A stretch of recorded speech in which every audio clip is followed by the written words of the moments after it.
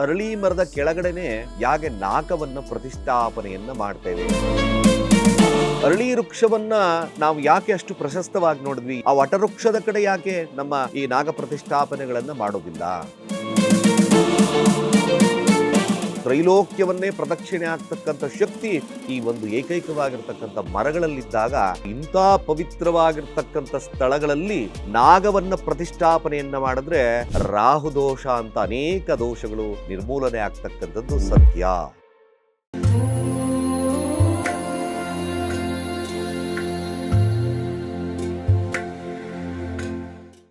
ಓಂ ಸರ್ವವ್ಯಾಪ್ತ ಗುಣಾತೀತ ನಿರ್ವೀಕರ ನಿರಂಜನ ಪೂರ್ಣಬೋಧೋ ಚಿದಾನಂದ ತಸ್ಮೈ ಶ್ರೀ ಗುರವೇ ನಮಃ. ಓಂ ಬ್ರಹ್ಮ ಬ್ರಹ್ಮಸ್ಪತಯೇ ನಮಃ. ರಹ ಓಂ. ಮೂಲತೋ ಬ್ರಹ್ಮರೂಪಾಯ ಮಧ್ಯತೋ ವಿಷ್ಣುರೂಪಿಣೆ ಅಗ್ರತಃ ಶಿವರೂಪಾಯ ವೃಕ್ಷರಾಜಾಯ ನಮೋಸ್ತುತೆ. ವೃಕ್ಷಗಳಿಗೆ ರಾಜರಾಗಿರ್ತಕ್ಕಂಥವರು ಅರಳಿ ಮರ, ಅಶ್ವತ್ಥಕಟ್ಟೆ, ಅನೇಕ ರೀತಿಯಲ್ಲಿ ನಾವು ವ್ಯಾಖ್ಯಾನವನ್ನು ಮಾಡ್ತೇವೆ. ಅರಳಿ ಮರವನ್ನ ಬೋಧಿ ವೃಕ್ಷ ಅಂತ ಕೂಡ ಕರೆದ್ವಿ. ಅಂದರೆ ಬುದ್ಧನಿಗೆ ಜ್ಞಾನೋದಯವಾಗಿರ್ತಕ್ಕಂಥ ಒಂದು ವೃಕ್ಷ. ಇವತ್ತಿನ ಪ್ರಮುಖವಾಗಿರ್ತಕ್ಕಂಥ ವಿಚಾರ ಏನಪ್ಪಾ ಅಂದರೆ, ನಾವು ಸರ್ವೇ ಸಾಮಾನ್ಯವಾಗಿ ನಾವೆಲ್ಲರೂ ಕೂಡ ನೋಡಿದ್ದೇವೆ, ನಮ್ಮ ಸನಾತನ ಧರ್ಮ ಬಹಳ ವಿಶಿಷ್ಟವಾಗಿರ್ತಕ್ಕಂಥದ್ದು. ಈ ಒಂದು ವಿಶಿಷ್ಟವಾಗಿರ್ತಕ್ಕಂಥದ್ದು ಏನಿದೆ ಅಂದರೆ, ಅರ್ಥಾತ್ ನಾವು ಅರಳಿ ಮರದ ಕೆಳಗಡೆನೆ ಯಾಕೆ ನಾಗವನ್ನು ಪ್ರತಿಷ್ಠಾಪನೆಯನ್ನ ಮಾಡ್ತೇವೆ? ಇವತ್ತಿನ ವಿಚಾರಧಾರಣೆ ಕೂಡ ನಾಗ ದೇವತೆಗಳನ್ನ ಯಾಕೆ ಅರಳಿ ಮರದ ಬುಡಗಳಲ್ಲೇ ನಾವು ಪ್ರತಿಷ್ಠಾಪನೆಯನ್ನ ಮಾಡಿ ಹಾಗೆ ಅದಕ್ಕೆ ಪೂಜಾ ಪುನಸ್ಕಾರಗಳನ್ನ ಮಾಡ್ತಕ್ಕಂಥ ವಿಧಾನಗಳಿದೆ. ನಾವೆಲ್ಲ ಕೂಡ ಅರಳಿ ಮರವನ್ನ ಸರ್ವೇ ಸಾಮಾನ್ಯವಾಗಿ ಪೂಜನೀಯವಾಗಿ ನೋಡ್ತೇವೆ. ಅದರಲ್ಲಿ ಹೇಳಿದ್ದೇವೆ ಬ್ರಹ್ಮ ವಿಷ್ಣು ಮಹೇಶ್ವರ. ಅದರಲ್ಲೂ ಕೂಡ ನೋಡಿ, ವಿಷ್ಣು ಮಹಾನ್ ಪಾತ್ರವನ್ನು ವಹಿಸ್ತದೆ. ಕೃಷ್ಣ ಪರಮಾತ್ಮನಾಗಿರ್ತಕ್ಕಂಥ ಜಗತ್ ಒಡೆಯನಾಗಿರ್ತಕ್ಕಂಥ ಕೃಷ್ಣ ಪರಮಾತ್ಮ ಬಹಳಷ್ಟು ಕೂಡ ಕಷ್ಟ ನಷ್ಟಗಳನ್ನ ಎದುರಿಸಿ ಲಕ್ಷ್ಮೀದೇವಿ ಹಾಗೆ ಜ್ಯೇಷ್ಠಾಲಕ್ಷ್ಮಿಯನ್ನ ಕೂಡ ತಾವು ಆ ವರಿಸಿದಂತ ತನ್ನ ಬುಡದಲ್ಲೇ ನೀನು ವಾಸ ಆಗಿರುವಂತ ಅನೇಕ ಪುರಾಣ ಪುಣ್ಯ ಕಥೆಗಳನ್ನ ನಾವು ಕೇಳಿದ್ದೇವೆ. ಆದಷ್ಟು ಕೂಡ ಶನಿವಾರಗಳಂದು ಅರಳಿ ಮರವನ್ನ ಬುಡಕ್ಕೆ ನೀರು ಹಾಕಿ ಪ್ರದಕ್ಷಿಣೆಯನ್ನ ಮಾಡಿ ನಾವು ಬ್ರಹ್ಮ ವಿಷ್ಣು ಪರಮೇಶ್ವರರ ರೂಪರಾಗಿರ್ತಕ್ಕಂಥ ಅರಳಿ ವೃಕ್ಷವನ್ನ ಪೂಜೆ ಮಾಡ್ತಕ್ಕಂಥದ್ದು ಸರ್ವೇ ಸಾಮಾನ್ಯ. ಆದರೆ ಮುಖ್ಯವಾಗಿ ಅರಳಿ ವೃಕ್ಷವನ್ನ ನಾವು ಯಾಕೆ ಅಷ್ಟು ಪ್ರಶಸ್ತವಾಗಿ ನೋಡಿದ್ವಿ? ಯಾಕೆ ನೋಡಿ, ವಟವೃಕ್ಷ ಅಂತ ಕೂಡ ಕರೆದ್ವಿ. ವಟವೃಕ್ಷ ಅಂದ್ರೆ ಅಲ್ಲೂ ಪವಿತ್ರವಾಗಿರ್ತಕ್ಕಂಥದ್ದು ಸ್ಥಾನವಾಗಿರ್ತಕ್ಕಂಥದ್ದು ಇದೆ. ಆ ವಟವೃಕ್ಷದ ಕಡೆ ಯಾಕೆ ನಮ್ಮ ಈ ನಾಗ ಪ್ರತಿಷ್ಠಾಪನೆಗಳನ್ನು ಮಾಡೋದಿಲ್ಲ? ಇದರಿಂದ ವೈಶಿಷ್ಟ್ಯತೆ ಆದರೂ ಏನು? ನೋಡಿ, ಎಲ್ಲದಕ್ಕೂ ನಾವು ಪೂಜಾ ಪುನಸ್ಕಾರಗಳನ್ನು ಮಾಡ್ತಾ ಬಂದಿದ್ದೇವೆ. ಅದರ ವೈಶಿಷ್ಟ್ಯತೆ ಗೊತ್ತಾದಾಗ ನಮಗೆ ಅದ್ಭುತವಾಗಿರ್ತಕ್ಕಂಥ ಶಕ್ತಿ ಸಿಗ್ತದೆ. ಇನ್ನಷ್ಟು ಕೂಡ ನಮ್ಮ ಒಂದು ತಿಳ್ಕೊಂಡು ಮಾಡೋದ್ರಿಂದ ಅದಕ್ಕೆ ಒಂದು ಸಾತ್ವಿಕವಾಗಿರ್ತಕ್ಕಂಥ ಗುಣ ಖಂಡಿತ ಸಿಗ್ತದೆ. ಸ್ನೇಹಿತರೆ, ಈ ಅರಳಿ ವೃಕ್ಷದ ವಿಶೇಷವಾಗಿರ್ತಕ್ಕಂಥ ಗುಣ ನಾನು ಈಗಾಗಲೇ ಹೇಳಿದೆ. ಬ್ರಹ್ಮ ಮೂಲದಲ್ಲಿರ್ತಕ್ಕಂಥದ್ದು ಇರ್ತದೆ, ಹಾಗೆ ಮಧ್ಯದಲ್ಲಿ ವಿಷ್ಣು ಇರ್ತಕ್ಕಂಥದ್ದು, ಪ್ರತಿಯೊಂದು ಮೇಲೆ ಕಾಂಡದಲ್ಲಿ ಎಲೆಗಳಲ್ಲಿ ಶಿವನ ರೂಪ ಇರ್ತಕ್ಕಂಥ ಸಾತ್ವಿಕತೆ. ಬ್ರಹ್ಮ ವಿಷ್ಣು ಪರಮೇಶ್ವರ ನೋಡಿ, ನಾವು ಯಾವಾಗಲೂ ಪ್ರದಕ್ಷಿಣೆ ಆಗ್ತಕ್ಕಂಥದ್ದು ತ್ರೈಲೋಕ್ಯವನ್ನೇ ಪ್ರದಕ್ಷಿಣೆ ಆಗ್ತಕ್ಕಂಥ ಶಕ್ತಿ ಈ ಒಂದು ಏಕೈಕವಾಗಿರ್ತಕ್ಕಂಥ ಮರಗಳಲ್ಲಿದ್ದಾಗ, ನಾವು ಇಂಥ ಪವಿತ್ರವಾಗಿರ್ತಕ್ಕಂಥ ಸ್ಥಳಗಳಲ್ಲಿ ನಾಗವನ್ನ ಪ್ರತಿಷ್ಠಾಪನೆಯನ್ನ ಮಾಡಿದ್ರೆ ರಾಹುದೋಷ ಅಂತ ಅನೇಕ ದೋಷಗಳು ನಿರ್ಮೂಲನೆ ಆಗ್ತಕ್ಕಂಥದ್ದು ಸತ್ಯ. ಅಷ್ಟು ಯಾವುದೇ ಕಾರಣಕ್ಕೂ ಸುಮ್ಮನೆ ಅಲ್ಲಿ ಇಲ್ಲಿ ಪ್ರತಿಷ್ಠಾಪನೆ ದೇವಸ್ಥಾನಗಳನ್ನು ಬಿಟ್ಟರೆ ನಾಗ ಪ್ರತಿಷ್ಠಾಪನೆಗಳು ಆಗ್ತಕ್ಕಂಥದ್ದು ಅರಳಿ ಮರದ ವೃಕ್ಷದ ಬುಡದಲ್ಲಿ. ಇದಕ್ಕೆ ವಿಶೇಷವಾಗಿರ್ತಕ್ಕಂಥ ಒಂದು ನಿದರ್ಶನವನ್ನು ನಾನು ಕೊಡ್ತೇನೆ. ಇದರಿಂದ ಯಾವೆಲ್ಲ ಪ್ರಯೋಜನಗಳಾಗುತ್ತೆ, ನಾವೆಲ್ಲ ತಿಳ್ಕೊಂಡು ಮಾಡೋದ್ರಿಂದ ಏನು ವಿಚಾರಧಾರೆಗಳಾಗ್ತಕ್ಕಂಥದ್ದು ಇರ್ತದೆ. ಅರಳಿ ವೃಕ್ಷದ ಒಂದು ಮಹತ್ವವಾಗಿರ್ತಕ್ಕಂಥದ್ದೇನು ನೋಡಿ, ಅರಳಿ ವೃಕ್ಷ ನಾವು ಆ ರೂಲಿಂಗ್ ಪ್ಲಾನೆಟ್ ಅಂತ ನೋಡ್ತೀವಿ. ಅಂದರೆ ಆಡಳಿತ ಮಾಡ್ತಕ್ಕಂಥ ಗ್ರಹ ಗುರುಗ್ರಹ. ಅರಮುನಿದರು ಗುರು ಕಾಯುವನಲ್ವಾ, ನಮಗೆಲ್ಲರಿಗೂ ಸತ್ಯ ಗೊತ್ತಿದೆ. ಆದರೆ ತಿಳ್ಕೊಂಡಲ್ಲ, ಹಿತ್ತಲ ಗಿಡ ಮದ್ದಲ್ಲ ಅಂತ ಸುಮ್ಮನೆ ಹೋಗಿ ಪೂಜೆ ಮಾಡಿ ಬರ್ತಾ ಇದ್ದೇವೆ. ನಾವು ಅದರ ಮಹತ್ವವನ್ನು ತಿಳ್ಕೊಂಡು ಆದಾಗ ಆದಷ್ಟು ಕೂಡ ನಮಗಿನ್ನ ಮಹತ್ವಗಳು ಜಾಸ್ತಿ ಆಗ್ತಾ ಬರುತ್ತೆ. ಗುರುವಿನ ತತ್ವ ಆದರೂ ಏನು ನೋಡಿ, ಗುರು ನಮ್ಮ ಜ್ಯೋತಿಷ್ಯದ ಪ್ರಕಾರ ಧನಕಾರಕ ಅಂತ ಕೂಡ ಕರೆದು, ಹಾಗೆ ಪುತ್ರಕಾರಕ, ಜೀವಕಾರಕ, ಜ್ಞಾನಕಾರಕ. ಈ ಗುರು ಮಹತ್ವ ಅನೇಕ ರೀತಿಯಲ್ಲಿ ನಮಗೆ ಜಾತಕದಲ್ಲಿ ಬೇಕಾಗ್ತದೆ. ಎಲ್ಲದನ್ನು ನೋಡಬೇಕಾದ್ರೆ ನಿನ್ನ ಅಂದ್ರೆ ನಮ್ಮ ಜಾತಕದಲ್ಲಿ ಗುರುವಿನ ಮಹತ್ವ ಹೇಗಿದೆ, ಗುರು ಬಲವಿದೆಯಾ ನೋಡ್ತೀವಿ. ಮುಹೂರ್ತವಾಗದಲ್ಲೂ ಗುರುವಿನ ಬಲವನ್ನು ನೋಡ್ತೀವಿ. ಏಕೈಕವಾಗಿ ಆ ಗುರು ಬಲವನ್ನು ಹೊಂದಿರತಕ್ಕಂಥದ್ದು ಈ ಅರಳಿ ವೃಕ್ಷ. ಅದಕ್ಕೋಸ್ಕರ ನೋಡಿ, ಮಕ್ಕಳಾಗ್ಲಿಲ್ವಾ, ಅರಳಿ ವೃಕ್ಷ ಪ್ರದಕ್ಷಿಣೆಯನ್ನು ಮಾಡಪ್ಪ. ಮದುವೆ ಆಗ್ಲಿಲ್ವಾ, ಅರಳಿ ವೃಕ್ಷವನ್ನು ಪ್ರದಕ್ಷಿಣೆ ಮಾಡು. ವಿಪರೀತ ಸಾಲ ಆಗಿದೆ, ಅರಳಿ ವೃಕ್ಷಕ್ಕೆ ಬುಡಕ್ಕೆ ನೀರನ್ನು ಹಾಕಿ ಪ್ರದಕ್ಷಿಣೆಯನ್ನು ಮಾಡು. ಇವೆಲ್ಲವನ್ನ ನಾವು ಹೇಳ್ತಾ ಇದ್ದೇವೆ, ಕೇಳ್ತಾ ಇದ್ದೇವೆ, ಮಾಡ್ತಲೂ ಇದ್ದೇವೆ. ಅದರಿಂದ ಫಲಗಳು ಸಿಗ್ತಾ ಇದೆ. ವಿಶೇಷವಾಗಿ ನಾಗ ಪ್ರತಿಷ್ಠಾಪನೆಯಂತಹ ಇಂಥ ಅಮೂಲ್ಯವಾಗಿರ್ತಕ್ಕಂಥ ನಾವು ಪ್ರತಿಷ್ಠಾಪನೆಗಳನ್ನ ಮಾಡಿದಾಗ ಅಲ್ಲಿಯ ಶಕ್ತಿ ಏನಾಗ್ತದೆ, ಆ ಶಕ್ತಿಯ ತತ್ವ ಏನಾಗ್ತದೆ. ನಾವು ಪ್ರತಿ ಊರಿನಲ್ಲಾದ್ರೂ ನೋಡಿರ್ಬೋದು, ಎಲ್ಲಾ ಕಡೆ ಸರ್ವೇ ಸಾಮಾನ್ಯವಾಗಿ ನೋಡ್ತಾ ಇದ್ದೇವೆ, ಅರಳಿ ವೃಕ್ಷದ ಕಡೆ ನಾಗದೇವತೆ ಪ್ರತಿಷ್ಠಾಪನೆ ಇದ್ದೇ ಇರ್ತದೆ. ಹೌದಲ್ವೋ? ನಾವು ಪ್ರತಿಷ್ಠಾಪನೆಗಳನ್ನ ಮಾಡಿದಾಗ ಯಾಕೆ ಪ್ರತಿಷ್ಠಾಪನೆಗಳನ್ನ ಮಾಡ್ತೇವೆ ನೋಡಿ, ಇನ್ನೂ ಒಂದು ವಿಚಾರ ತಿಳಿಸ್ತೇನೆ. ಖಂಡಿತವಾಗಿ ಅನ್ಯತಃ ಯಾರು ಬೇರೆ ತರದ ರೀತಿಯಲ್ಲಿ ವ್ಯಾಖ್ಯಾನವನ್ನ ಮಾಡ್ಕೋಬೇಡಿ. ಇಂದಿನ ಕಾಲದಲ್ಲಿ ನಾವು ನೋಡಿದಾಗೆ ಸರ್ಪ ಸಂಸ್ಕಾರಗಳಾಗಿರ್ಬಹುದು, ಈ ಬಲಿಪೂಜೆಗಳಾಗಿರ್ಬೋದು, ಅನೇಕ ರೀತಿಯಾದಂಥ ಹೋಮ ಹವನಗಳಾಗಿರ್ಬೋದು ನೋಡಿದ್ವಾ. ನಾವು just go back to some years. ನಾವು ಇಂದಿನ ಒಂದು ಕಾಲಕ್ಕೆ ನೋಡಿದಾಗ ಇದ್ದೀವ. ಮ್ಯಾಕ್ಸಿಮಮ್ ಆಗಿನ ಕಾಲದಲ್ಲಿ ನಾವು ನೋಡ್ತಕ್ಕಂಥದ್ದು ನಾಗ ಪ್ರತಿಷ್ಠಾಪನೆಗಳು, ಶಿವಲಿಂಗ ಪ್ರತಿಷ್ಠಾಪನೆಗಳನ್ನ ನೋಡಿದ್ದೇವೆ. ಹೌದಲ್ವೋ?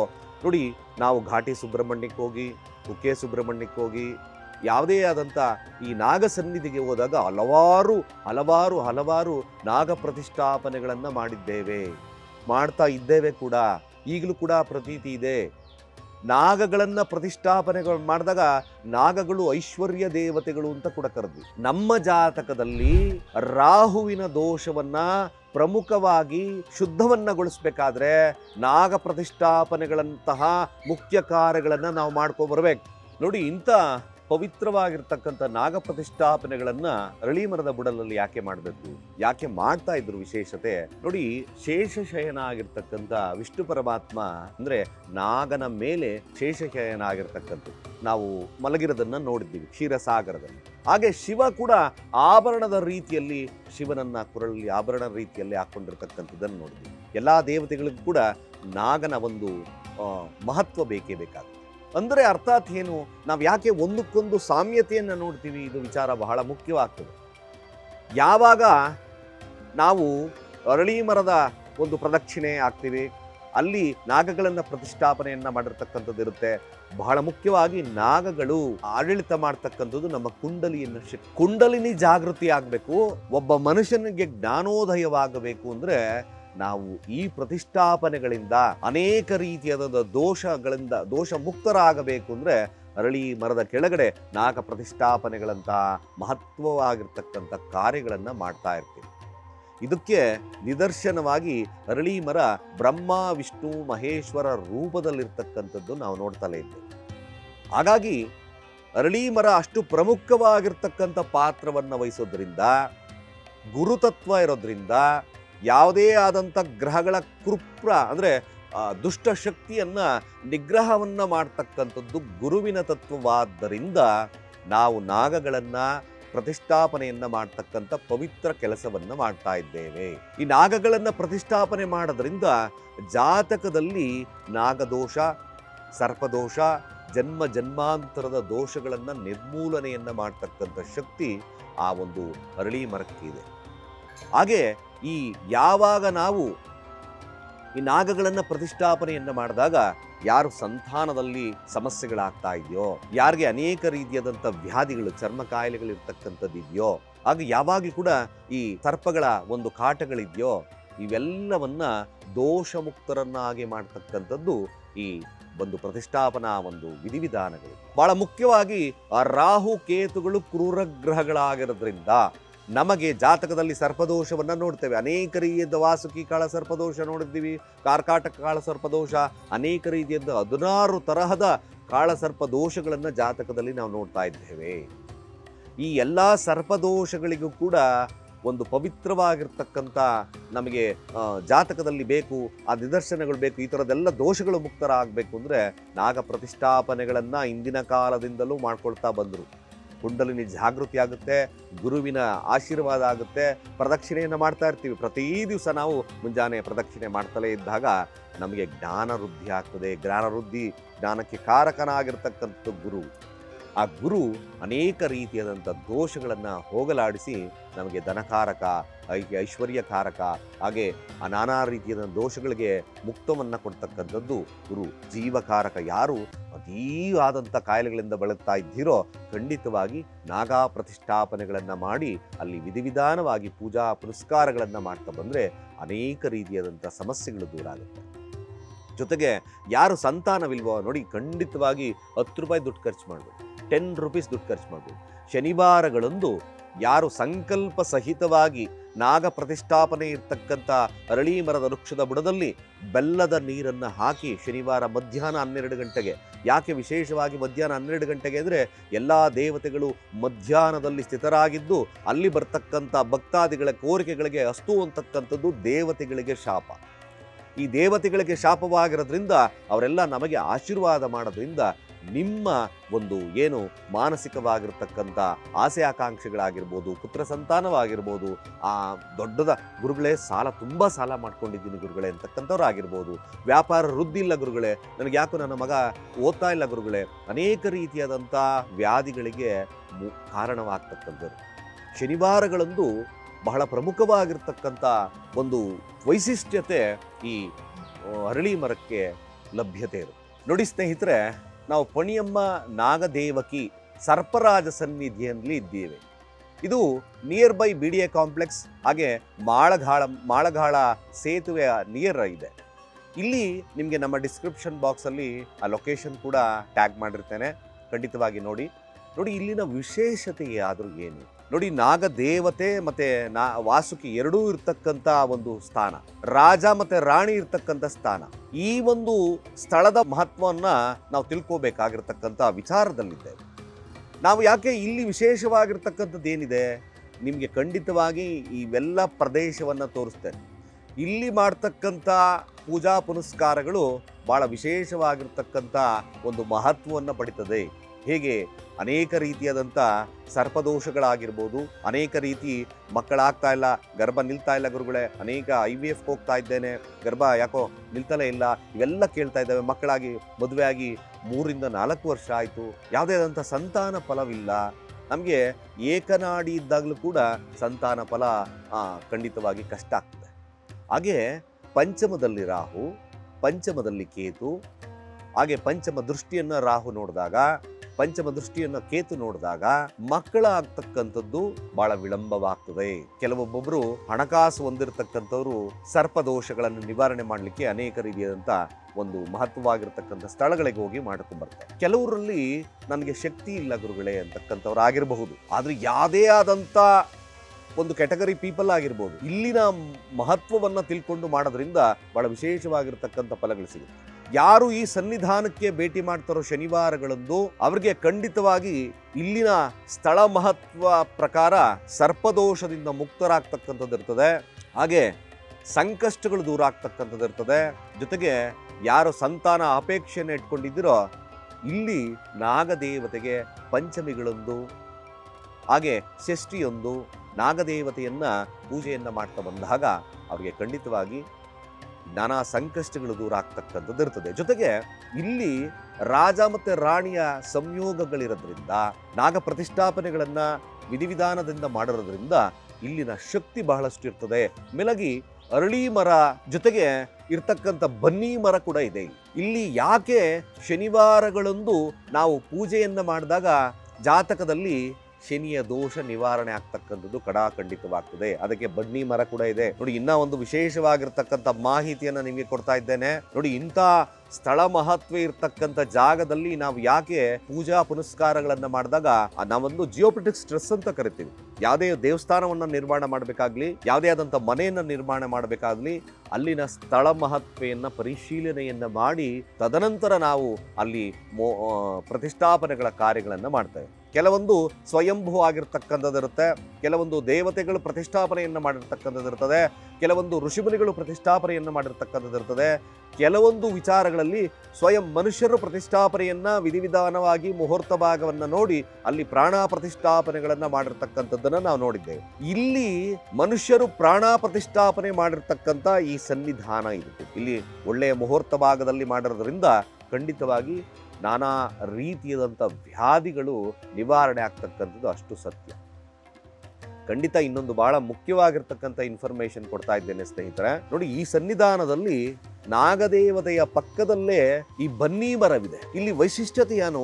ಅನೇಕ ನೋಡಿ ಪೂಜಾ ಪುನಸ್ಕಾರಗಳನ್ನ ಮಾಡಿದ್ದೇನೆ, ಕದಳಿ ವಿವಾಹಗಳನ್ನ ಮಾಡಿದ್ದೇನೆ, ಅನೇಕ ರೀತಿಯಾದಂಥ ಸರ್ಪ ಸಂಸ್ಕಾರ, ಆಶ್ಲೇಷ ಬಲಿ ಪೂಜೆಯನ್ನು ಮಾಡಿದ್ದೇನೆ, ಮದುವೆ ಆಗ್ತಾ ಇಲ್ಲ ಗುರುಗಳೇ. What is the reason? ಸ್ವಾಭಾವಿಕವಾಗಿ ನಮಗೇನಾದರೂ ಬೇಕಾದ್ರೆ ಪರಮಾತ್ಮ ಇರ್ತಕ್ಕಂಥದ್ದು ಅಣುರೇಣು ಕಣಗಳಲ್ಲಿ ಅಲ್ವಾ? ಸರ್ವವ್ಯಾಪ್ತ ಗುಣಾತೀತ ನಿರ್ವೀಕರ ನಿರಂಜನ ಪರಮಾತ್ಮ ಇರ್ತಕ್ಕಂಥದ್ದು ಸ್ವಾಭಾವಿಕವಾಗಿ ಪ್ರಕೃತಿಯಲ್ಲಿದ್ದಾನೆ. ನೋಡಿ, ಸರ್ಪರಾಜರ ಪಕ್ಕನೆ ಬನ್ನಿ ಮರವಿರೋದ್ರಿಂದ ಯಾರು ಮದುವೆಗೆ ಅಡೆತಡೆಗಳು ಬರ್ತಾ ಇದೆಯೋ, ಮುಖ್ಯವಾಗಿ ನೀವು ಶನಿವಾರಗಳಂದು ಕಡಲೆ ಹಿಟ್ಟನ್ನು ಅರಳಿ ಮರದ ಬುಡಕ್ಕೆ ಹಾಕಿ ಒಂದು ಮಂಡಲ, ಶನಿವಾರದಿಂದ ಪ್ರಾರಂಭವನ್ನ ಮಾಡಿ ಒಂದು ಮಂಡಲ ಪೂಜೆ ಮಾಡಿ. 48 ದಿನಗಳ ಕಾಲ ಒಂದು ಮಂಡಲ ಪೂಜೆ. 48 ವೈಶಿಷ್ಟ್ಯತೆ ನೋಡಿ. 48 ದಿನಗಳನ್ನ 4, 8, 12 ಆಗ್ತದೆ. 12ಅನ್ನ ನಾವು ಕೂಡಿಸಿದಾಗ 3 ಬರ್ತಕ್ಕಂಥದ್ದು ಇರುತ್ತೆ, ಗುರುತತ್ವ ಬರ್ತದೆ. ಇನ್ನು ಅನೇಕ ರೀತಿಯಾದ ವ್ಯಾಖ್ಯಾನಗಳಿದೆ, ನಿಮಗೆ ಸರಳವಾಗಿ ನಾನು ತಿಳಿಸಿದ್ದೇನೆ. ಇಲ್ಲಿನ ವೈಶಿಷ್ಟ್ಯವಾಗಿ ನಾವಾಗ ಯಾರು ಸಂಕಲ್ಪ ಸಹಿತವಾಗಿ 48 ದಿನಗಳ ಕಾಲ ನಾಗದೇವತೆಗೆ ತನಿಯನ್ನ ಎರೆದು ಪೂಜೆಯನ್ನ ಪುರಸ್ಕಾರಗಳನ್ನ ಯಾರು ಸಂಕಲ್ಪ ಸಹಿತವಾಗಿ ಮಾಡ್ತಕ್ಕಂಥವ್ರು ಇರ್ತಾರೋ, ಷೋಡಶೋಪಚಾರ ಪೂಜೆ, ಅಷ್ಟೋಪಚಾರ ಪೂಜೆ, ಪಂಚೋಪಚಾರ ಪೂಜೆ, ಸಂಕಲ್ಪ ಸಹಿತವಾಗಿ ಸನ್ನಿಧಿಗೆ ಬಂದು ಮಾಡ್ತಕ್ಕಂಥ ಕೆಲಸವನ್ನು ಮಾಡಿ ಖಂಡಿತವಾಗಿ ನಿಮಗೆ ಕುಂಡಲಿನಿ ಜಾಗೃತಿ ಆಗೋದರ ಜೊತೆಗೆ ಸರ್ಪದೋಷ, ಮಕ್ಕಳಾಗ್ತಾ ಇಲ್ಲ ಅಂತಕ್ಕಂಥವ್ರಾಗಿರ್ಬೋದು, ಹಾಗೆ ಗುರುಗಳೇ ನಮಗೆ ಸಂತಾನ ಭಾಗ್ಯವಿಲ್ಲ, IVF ಹೋಗ್ತಾ ಇದ್ದೀವಿ ಅಂತಕ್ಕಂಥವ್ರಾಗಿರ್ಬೋದು, IVF ಹೋದ್ರೂ ಕೂಡ ಕೌಂಟಿಂಗ್ ಬರ್ತಾ ಇಲ್ಲ ಗುರುಗಳೇ, ಸಾಧ್ಯ ಆಗ್ತಾ ಇಲ್ಲ, ನನಗೆ ಸಂತಾನ ಆಗ್ತಾ ಇಲ್ಲ ಅಂತಕ್ಕಂಥವ್ರು ಈ ಸನ್ನಿಧಾನಕ್ಕೆ ಬನ್ನಿ. ಖಂಡಿತವಾಗಿ ನಿಮಗೆ ಬಹಳ ವಿಶೇಷವಾಗಿ ಫಲ ಸಿಗ್ತಕ್ಕಂಥದ್ದು ಇರ್ತದೆ. ಜೊತೆಗೆ ಬನ್ನಿ ಮರವಿರೋದ್ರಿಂದ ನಾವು ಶನಿಯ ಮಹತ್ವ ಅಂದರೆ ಶನಿ ದೋಷ ಇರ್ತಕ್ಕಂಥ ಸಂದರ್ಭದಲ್ಲಿ ಶನಿ ದೋಷ ಕೂಡ ನಿವಾರಣೆ ಆಗ್ತಕ್ಕಂಥ ಇರುತ್ತೆ. ಜೊತೆಗೆ ಹೆಸರು ಕೀರ್ತಿ ಪ್ರತಿಷ್ಠೆಯನ್ನ ಬೇಕು ಅಂತಕ್ಕಂಥವ್ರಾಗಿರ್ಬಹುದು. ಶನಿಯ ಒಂದು ಈ ಒಂದು ಸ್ಥಳದಲ್ಲಿ ಬನ್ನಿ ಮರವಿರೋದ್ರಿಂದ ಖಂಡಿತವಾಗಿ ಹೆಸರು ಕೀರ್ತಿ ಪ್ರತಿಷ್ಠೆ, ರಾಜಕೀಯವಾಗಿರ್ತಕ್ಕಂಥ ಭವಿಷ್ಯ ಎಲ್ಲ ಸಿಗ್ತಕ್ಕಂಥದ್ದು ಕೂಡ ಇರ್ತದೆ. ಈ ಸನ್ನಿಧಾನ ಅಷ್ಟು ಮಹತ್ವವನ್ನು ಹೊಂದಿರತಕ್ಕಂಥದ್ದಿರುತ್ತೆ. ಬಟ್ ಜನಗಳಿಗೆ ಅಕ್ಕಪಕ್ಕದಲ್ಲೇ ಇದ್ದಾವೆ. ನಾನು ಒಂದು ಸರಳವಾಗಿರ್ತಕ್ಕಂಥ ನಿಮಗೆ ಮಾಹಿತಿಯನ್ನು ಕೊಡ್ತೇನೆ. ಖಂಡಿತವಾಗಿ ದೇವಸ್ಥಾನದ ಅಕ್ಕಪಕ್ಕ ನಾವು ಮುಖ್ಯವಾಗಿ ಶುಭ್ರತೆಯನ್ನು ಇಟ್ಕೊಬೇಕು. ಶುಭ್ರ ಎಲ್ಲಿ ಇರಲ್ವೋ ಅಲ್ಲಿ ಜ್ಯೇಷ್ಠ ಲಕ್ಷ್ಮಿ ವಾಸ ಆಗ್ತದೆ. ಈ ಸನ್ನಿಧಾನ ಯಾಕಿನ್ನ ಅಷ್ಟು ಪ್ರಬುದ್ಧಮಾನಕ್ಕೆ ಬಂದಿಲ್ಲ ಅನ್ನೋದಕ್ಕೆ ಕಾರಣ ಇಲ್ಲಿ ಜ್ಯೇಷ್ಠ ಲಕ್ಷ್ಮಿಯ ವಾಸವಿರೋದ್ರಿಂದ. ಖಂಡಿತವಾಗಿ ಅನ್ಯತಃ ಭಾವಿಸ್ಕೋಬೇಡಿ. ನಾವು ನಮ್ಮ ತುಳಸಿ ಕನ್ನಡ ಟೀಮ್ ಇವತ್ತು ಇಲ್ಲಿ ಸ್ವಚ್ಛವನ್ನು ಮಾಡ್ತಕ್ಕಂಥ ಸರಳ ಕೆಲಸವನ್ನು ಪ್ರಾರಂಭವನ್ನು ಮಾಡ್ತಾ ಇದ್ದೇವೆ. ಖಂಡಿತವಾಗಿ ನೀವೆಲ್ಲ ಕೈ ಜೋಡಿಸ್ತಕ್ಕಂಥದ್ದು ಮಾಡಿ. ಈ ಏರಿಯಾದಲ್ಲಿರ್ತಕ್ಕಂಥವರೆಲ್ಲರೂ ಕೂಡ ಈ ಪವಿತ್ರವಾಗಿರ್ತಕ್ಕಂಥ ಸ್ಥಳವನ್ನು ಇನ್ನಷ್ಟು ಕೂಡ ಪವಿತ್ರವನ್ನಾಗಿ ಮಾಡೋಣ. ಈ ರೀತಿಯಾಗಿ ಗಲೀಜುಗಳೆಲ್ಲ ಇದ್ದರೆ ಖಂಡಿತವಾಗಿ ಇಲ್ಲಿ ಜ್ಯೇಷ್ಠ ಲಕ್ಷ್ಮಿ ಆ ದೇವತೆಯ ಒಂದು ಮಹತ್ವ ಕೂಡ ಇರೋದು. ಹಾಗಾಗಿ ನಾವು ಇದು ಪವಿತ್ರವನ್ನಾಗಿ ಮಾಡ್ತಕ್ಕಂಥ ಕೆಲಸವನ್ನು ಮಾಡೋಣ. ನಾವು ಬರ್ತೇವೆ, ಪೂಜೆ ಮಾಡ್ಕೊಳ್ತೇವೆ, ಹೋಗ್ತೀವಿ, ಖಂಡಿತವಾಗಿ ಫಲ ದೊರೆಯೋದಿಲ್ಲ, ಇದು ಸತ್ಯ. ಹಾಗಾಗಿ ಇಲ್ಲಿನ ಮಾಲಿನ್ಯವನ್ನು, ಇಲ್ಲಿನ ಗಲೀಜನ್ನು ದೂರ ಮಾಡಿದಾಗ ಅಲ್ಲಿ ಜ್ಯೇಷ್ಠ ಲಕ್ಷ್ಮಿ ದೂರ ಹೋಗ್ತಾಳೆ. ಜ್ಯೇಷ್ಠ ಲಕ್ಷ್ಮಿ ಎಲ್ಲಿರ್ತಾಳೆ ನಮಗೆ ಗೊತ್ತಿರಬೇಕಲ್ವಾ? ಜ್ಯೇಷ್ಠ ಲಕ್ಷ್ಮಿ ಇರ್ತಕ್ಕಂಥದ್ದು ಕೊಳಕಿನಲ್ಲಿ. ಹಾಗಾಗಿ ಎಲ್ಲಿ ಕೊಳಕಿರುತ್ತೋ ಆ ದೇವಸ್ಥಾನಗಳ ಪವಿತ್ರತೆ ಹಾಳಾಗ್ತದೆ, ತಿಳ್ಕೋಬೇಕಾಗ್ತದೆ ನಾವು. ಹಾಗೆಯೇ ಸುತ್ತಮುತ್ತ ಇರ್ತಕ್ಕಂಥ ಪ್ರದೇಶಗಳು ಕೂಡ ನೆಗೆಟಿವ್ಸ್ ಎನರ್ಜಿ ಇರ್ತದೆ. ಆ ಮನೆಗಳಲ್ಲಿ ಅಷ್ಟು ಕೂಡ ಉತ್ತಮ ವಾತಾವರಣ ಇರೋದು ಕಷ್ಟವಾಗ್ತದೆ. ಹಾಗಾಗಿ ದೇವಸ್ಥಾನಕ್ಕೆ ಬಹಳ ಮುಖ್ಯವಾಗಿ ನಾವು ಆ ಪ್ರದೇಶವನ್ನು ಸರಿಯಾಗಿಟ್ಟಾಗ ಮಾತ್ರ ಅಲ್ಲಿನ ಪವಿತ್ರತೆ ದ್ವಿಗುಣವಾಗ್ತಕ್ಕಂಥದ್ದು. ನಾವು ಈ ಕೆಲಸಗಳನ್ನು ಮಾಡಿದಾಗ ಇನ್ನಷ್ಟು ಪವಿತ್ರ ಈ ಸ್ಥಳ ಮಹಿತ್ವ ಆಗ್ತಕ್ಕಂಥದ್ದು ಇರ್ತದೆ. ಸ್ನೇಹಿತರೆ, ನಾವು ಇವತ್ತಿನ ಈ ಸನ್ನಿಧಾನದಲ್ಲಿರೋದ್ರಿಂದ ಈ ಒಂದು ಶಕ್ತಿ ನಿಮಗೆಲ್ಲರಿಗೂ ಸಿಗಲಿ. ಹಾಗೆ ನೀವು ಕೂಡ ಈ ಸನ್ನಿಧಾನಕ್ಕೆ ಬಂದು ಈ ಪವಿತ್ರವಾಗಿರ್ತಕ್ಕಂಥ ನಾಗದೇವತೆಯನ್ನು ಪೂಜೆ ಮಾಡಿ. ಹಾಗೆ ಮದುವೆ ಆಗ್ತಾ ಇಲ್ಲ ಅಂತಕ್ಕಂಥವ್ರು ಕೇವಲ ಕಡಲೆ ಹಿಟ್ಟನ್ನು ಮಾಡ್ಕೊಳ್ಳಿ. ಕಡಲೆ ಹಿಟ್ಟನ್ನು ಮಾಡಿಕೊಂಡು ಒಂದು ಮಂಡಲ ಅಂದರೆ 48 ದಿನಗಳ ಕಾಲ ಈ ಬನ್ನಿ ಮರದ ಬುಡಕ್ಕೆ, ಸುತ್ತ ಬನ್ನಿ ಮರದ ಬುಡಕ್ಕೆ ಹಾಕಿ ಪ್ರಾರ್ಥನೆಯನ್ನು ಮಾಡಿ, ಜೊತೆಗೆ ಇಲ್ಲಿ ನಾಗದೇವತೆ ಪ್ರತಿಷ್ಠಾಪನೆ ಮಾಡೋದ್ರಿಂದ ಸರ್ಪದೋಷನು ಕೂಡ ನಿವಾರಣೆ ಆಗ್ತದೆ. ಖಂಡಿತವಾಗಿ ಕಂಕಣ ಭಾಗ್ಯದ ಜೊತೆ ಸಂತಾನ ಫಲ ಕೂಡ ಸಿಗ್ತಕ್ಕಂತಿರುತ್ತೆ. ಅನೇಕ ರೀತಿಯಾದಂಥ ಚರ್ಮ ವ್ಯಾಧಿಗಳು ಇರ್ತಕ್ಕಂಥವ್ರು ಹಾಗೆ ಸಾಲ, ತುಂಬ ಸಾಲ ಇದೆ ಗುರುಗಳೇ, ವ್ಯಾಪಾರ ವೃದ್ಧಿ ಆಗ್ತಾ ಇಲ್ಲ ಅಂತಕ್ಕಂಥವ್ರು ನಮ್ಮ ಪಕ್ಕದಲ್ಲೇ ಅರಳಿ ಮರ ಇದೆ. ಅರಳಿ ಮರದ ಬುಡಕ್ಕೆ ಶನಿವಾರಗಳೊಂದು 1 ವರ್ಷಗಳ ಕಾಲ ಮಧ್ಯಾಹ್ನದ ಸಮಯ ಅರಳಿ ಮರದ ಬುಡಕ್ಕೆ ಬೆಲ್ಲದ ನೀರನ್ನು ಹಾಕಿ ಎಡಗೈಯಲ್ಲಿ ಆ ಬೇರನ್ನು ಮುಟ್ಟಿ ನಮಸ್ಕಾರವನ್ನು ಮಾಡಿ ಪ್ರದಕ್ಷಿಣೆಯನ್ನು ಮಾಡಿ ಸಂಕಲ್ಪ ಸಹಿತವಾಗಿ ಕೇವಲ 1 ನಿಮಿಷ ಅಥವಾ 2 ನಿಮಿಷಗಳು ಒಂದು ಸಂಕಲ್ಪವನ್ನು ಮಾಡಿ ಕೂತ್ಕೊಳ್ಳಿ. ಖಂಡಿತವಾಗಿ ಅನೇಕ ರೀತಿಯಾದಂಥ ಸಮಸ್ಯೆಗಳಿಗೆ ಒಂದು ರಾಮಬಾಣವಾಗಿ ಕ್ಷೇತ್ರ ನಿಮಗೆ ಪರಿಣಾಮವನ್ನು ಕೊಡುತ್ತೆ. ನಮ್ಮ ತುಳಸಿ ತಂಡ ಈ ದೇವಸ್ಥಾನದ ಸ್ವಚ್ಛತಾ ಕಾರ್ಯಕ್ರಮವನ್ನು ಮಾಡ್ತಕ್ಕಂಥ ಕೆಲಸವನ್ನು ಮಾಡ್ತಾ ಇದ್ದೇವೆ. ಬನ್ನಿ, ಫಸ್ಟು ನಾವು ಈ ದೇವತೆಯ ಸನ್ನಿಧಾನದಲ್ಲಿ ಇಲ್ಲಿ ಸ್ವಚ್ಛ ಕಾರ್ಯವನ್ನು ಮಾಡ್ತಕ್ಕಂಥದ್ದನ್ನು ಮಾಡೋಣ. ಮೊದಲನೇದಾಗಿ, ಯಾಕೆಂದರೆ ನಾವು ಸ್ವಚ್ಛವನ್ನು ಮಾಡಿ ತದನಂತರ ದೇವತೆಯನ್ನು ಪೂಜೆ ಮಾಡೋದ್ರಿಂದ ಅಲ್ಲಿ ಬರ್ತಕ್ಕಂಥ ಕೆಟ್ಟ ಒಂದು ದುಷ್ಟಶಕ್ತಿಗಳು ನಿರ್ಮೂಲನೆ ಆಗ್ತದೆ.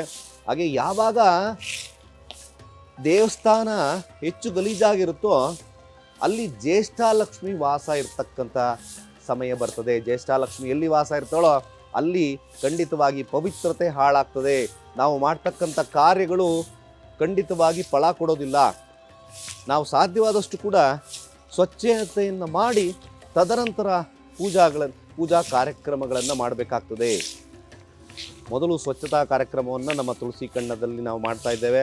ಖಂಡಿತವಾಗಿ ತಾವು ಕೂಡ ಈ ಒಂದು ಸನ್ನಿಧಾನದ ಹತ್ರ ಇರ್ತಕ್ಕಂಥ ಭಕ್ತಾದಿಗಳು ಇಲ್ಲಿ ಸ್ವಚ್ಛತೆಯನ್ನು ಕಾಪಾಡಿದಷ್ಟು ಕೂಡ ಇಲ್ಲಿ ಬರ್ತಕ್ಕಂಥ ನೆಗೆಟಿವ್ಸ್ ಎನರ್ಜಿ ದೂರ ಆಗ್ತಾ ಬರುತ್ತೆ. ಸ್ನೇಹಿತರೆ, ಶ್ರೀ ಪಣಿಯಮ್ಮ ನಾಗದೇವಕ್ಕೆ ಹಾಗೆ ಸರ್ಪರಾಜರ ಸನ್ನಿಧಿಯಲ್ಲಿ ಮೊಟ್ಟ ಮೊದಲದಾಗಿ ನೋಡಿ ಹರಳಿ ಮರ ನಾವು ಕಾಣ್ತಾ ಇದ್ದೇವೆ. ಇಲ್ಲಿ ವೈಶಿಷ್ಟ್ಯತೆ ಗುರುವಿನ ತತ್ವ. ನಾನು ಹರಳಿ ಮರದಲ್ಲಿ ಬ್ರಹ್ಮ, ವಿಷ್ಣು ಹಾಗೆ ಮಹೇಶ್ವರರ ಸ್ವರೂಪಿಯಾಗಿರ್ತಕ್ಕಂಥ ಕ್ಷೇತ್ರ ಇದು ಕೂಡ. ಈ ಕ್ಷೇತ್ರದಲ್ಲಿ ನಾವು ಹಾಗೆ ನೋಡ್ತಾ ಬಂದಾಗ ಇಲ್ಲಿ 2 ನಾಗದೇವತೆಯನ್ನು ಪ್ರತಿಷ್ಠಾಪನೆಯನ್ನು ಮಾಡಿದ್ದಾರೆ. ನೋಡಿ, ಇಲ್ಲಿ ಬೇವಿನ ಮರ ಕೂಡ ಪ್ರತಿಷ್ಠಾಪನೆ ನಮಗೆಲ್ಲರಿಗೂ ಗೊತ್ತಿದ್ದು ಬೇವಿನ ಮರ ದುರ್ಗಾ ಸ್ವರೂಪಿಯಾಗಿರ್ತಕ್ಕಂಥದ್ದಿರುತ್ತೆ. ಹಾಗೆ ನೋಡಿ, ಇಲ್ಲಿ ಬರ್ತಾ ನಾಗದೇವತೆಯನ್ನು ಪ್ರತಿಷ್ಠಾಪನೆಯನ್ನು ಮಾಡಿದ್ದಾರೆ. 2 ನಾಗಗಳ ಮಧ್ಯೆ ಸರ್ಪರಾಜ ಇರ್ತಕ್ಕಂಥದ್ದನ್ನು ನಾವು ನೋಡ್ತಾ ಇದ್ದೇವೆ. ಇಲ್ಲಿ ಚಿಕ್ಕದಾಗಿ ಮಾಡಿದ್ದಾರೆ. ತದನಂತರ ಇಲ್ಲಿ ಮುಂದೆ ಹಾಗೆ ಬರ್ತಾ ಪಕ್ಕದಲ್ಲೇ ಅದರ ಬಲಭಾಗದಲ್ಲಿ ದೊಡ್ಡ 2 ನಾಗಗಳ ಜೊತೆ ವಾಸುಕಿ ಮತ್ತು ಸರ್ಪರಾಜನನ್ನು ಪ್ರತಿಷ್ಠಾಪನೆಯನ್ನು ಮಾಡಿರ್ತಕ್ಕಂಥದ್ದು. ಇಲ್ಲಿ ಯಾವಾಗ ನಾವು ಸಂಕಲ್ಪ ಸಹಿತವಾಗಿ 1 ಮಂಡಲದ ಪೂಜೆಯನ್ನು ಪ್ರಾರಂಭವನ್ನು ಮಾಡ್ತೇವೋ ಅನೇಕ ರೀತಿಯಾದಂಥ ವ್ಯಾಧಿಗಳು, ಸರ್ಪದೋಷಗಳು, ರಾಹುಕೇತುಗಳ ಒಂದು ಉಪಟಳ ಕಾಟಗಳು ದೂರ ಆಗ್ತಕ್ಕಂಥದ್ದು. ಜೊತೆಗೆ ಸಂತಾನ ಭಾಗ್ಯ, ಯಾರಿಗೆ ಅಭಾಷಣ ಆಗ್ತಕ್ಕಂಥದ್ದು ಸಮಸ್ಯೆಗಳಿದೆಯೋ ಇಲ್ಲಿ ಬಂದು ಸಂಕಲ್ಪ ಸಹಿತವಾಗಿ 1 ಮಂಡಲ ಪೂಜೆಯನ್ನು ಮಾಡಿ. ಹಾಗೂ ಈ ಸ್ಥಳದಲ್ಲಿ ಭಾಳ ವಿಶೇಷವಾಗಿರ್ತಕ್ಕಂಥದ್ದು, ಹೀಗೆ ಮುಂದೆ ಬಂದರೆ ನೋಡಿ ಇಲ್ಲಿ ನಾವು ಕಾಣ್ತಕ್ಕಂಥದ್ದು ಬನ್ನಿ ವೃಕ್ಷ ಕಾಣ್ತವೆ. ಈ ಬನ್ನಿ ವೃಕ್ಷದ ರಾಜ ಯಾರು ಅಂದರೆ ದೇವತೆ ಯಾರು? ಶನಿದೇವ ಆಡಳಿತ ಮಾಡ್ತಕ್ಕಂಥದ್ದಿರುತ್ತೆ. ಯಾರು ಕಂಕಣ ಭಾಗ್ಯ ತುಂಬ ನಿಧಾನ ಆಗ್ತಿದೆ ಗುರುಗಳೇ, ಎಲ್ಲ ಪೂಜಾ ಪುನಸ್ಕಾರಗಳನ್ನು ನಾನು ಮಾಡಿ ಮುಗಿಸಿದ್ದೇನೆ, ಏನೂ ಪ್ರಯೋಜನ ಆಗಲಿಲ್ಲ ಅಂತಕ್ಕಂಥವ್ರು ಈ ಕ್ಷೇತ್ರದಲ್ಲಿರ್ತಕ್ಕಂಥ ಬನ್ನಿಯ ಮರ ಸುತ್ತ ಕಡಲೆ ಹಿಟ್ಟನ್ನು ಮಾಡಿಕೊಂಡು 48 ದಿನಗಳ ಕಾಲ ಪ್ರದಕ್ಷಿಣಾ ರೂಪದಲ್ಲಿ ನಾವು ಕಡಲೆ ಹಿಟ್ಟನ್ನು ಹಾಕಿ ಪೂಜೆಯನ್ನು, ಷೋಡಶೋಪಚಾರ ಪೂಜೆಯನ್ನು ಮಾಡಿ ಖಂಡಿತವಾಗಿ ನಿಮಗೆ ಈ ವೃಕ್ಷ ಆಶೀರ್ವಾದ ನೀಡಿ ಆ ಒಂದು ಮದುವೆ ವಿಚಾರಗಳಲ್ಲಿ ಅಡೆತಡೆಗಳನ್ನು ದೂರ ಮಾಡುತ್ತೆ. ಹಾಗೆ ಕಂಕಣ ಭಾಗ್ಯ ಲಭ್ಯವಾಗ್ತಕ್ಕಂಥದ್ದಿರ್ತದೆ.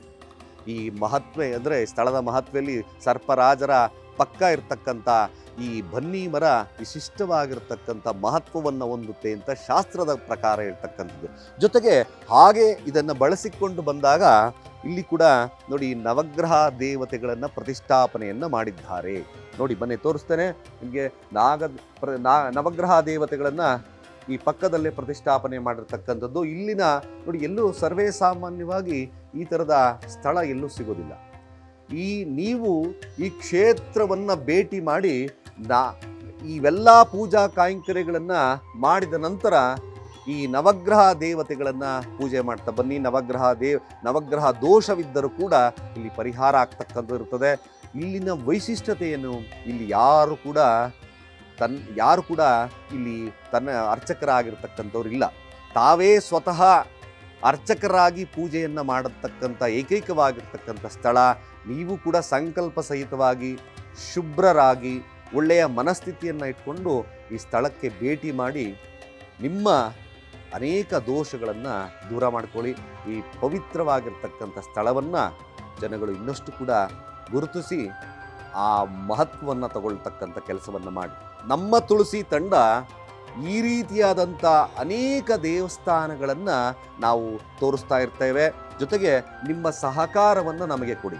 ಇಲ್ಲಿನ ಆ ಜಾಗದ ಮಹತ್ವ ಏನಿರ್ತದೆ, ಅದಕ್ಕೆ ಅಲ್ಲಿನ ಒಂದು ವೈಶಿಷ್ಟ್ಯತೆ ಆದರೂ ಏನು, ಜೊತೆಗೆ ಅಲ್ಲಿ ಸಿಗ್ತಕ್ಕಂಥ ಮಹತ್ವ ಏನು ಇರ್ತಕ್ಕಂಥ ಎಲ್ಲ ವಿಚಾರಗಳನ್ನು ನಮ್ಮ ತುಳಸಿ ತಂಡ ಮಾಡ್ತಾ ಇದೆ. ನೀವು ಬೇಕಾದಲ್ಲಿ ಯಾವುದೇ ಕ್ಷೇತ್ರ ಆಗಿರ್ಬೋದು, ನಮ್ಮ ಕೆಳಗಿನ ನಂಬರ್ಗೆ ಡಯಲ್ ಮಾಡಿ ಆ ಕ್ಷೇತ್ರದ ಒಂದು ವೈಶಿಷ್ಟ್ಯತೆಯನ್ನು ನಾವು ತಿಳಿಸ್ತಕ್ಕಂಥ ಕೆಲಸವನ್ನು ಮಾಡ್ತಾ ಇರ್ತೇವೆ.